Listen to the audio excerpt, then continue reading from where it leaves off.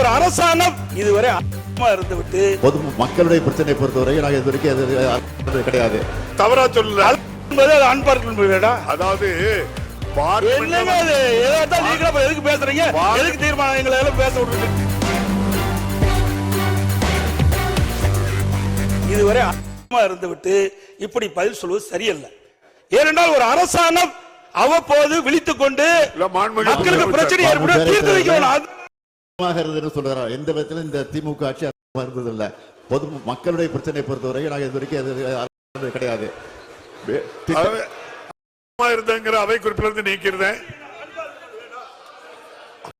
வேண்டாம். 4 பேரவைத் தலைவர்களே நீங்க அந்த ஆசனம் என்பது நான் தவறா சொல்லல என்பது அன்பார்க்க. அதாவது எதுக்கு பேசுறீங்க? எதுக்கு தீர்மானம் எங்களை எல்லாம் பேச விட்டுட்டு எதிர்கட்சி என்ற பிரதான எதிர்கட்சி என்ற முறையில் அரசு சரியான முறையில் நடவடிக்கை எடுத்திருந்தா ஆரம்ப காலகட்டத்தில் தடுத்திருக்கலாம் சொல்றேன். அதுதான் இத்தனை வரைக்கும் பேசிட்டு இருக்கிறேன். வேற என்னத்தை நாங்க சொல்றோம்? அது மட்டும் இல்ல, இதுல சில முக்கியம். முதலமைச்சர் இப்ப கடிதம் எழுதியிருக்கிறார். இது ஒப்பந்த புள்ளி விடுகின்ற பொழுதே கடிதம் எழுதியிருந்தா இது நிறுத்தப்பட்டிருக்கும்.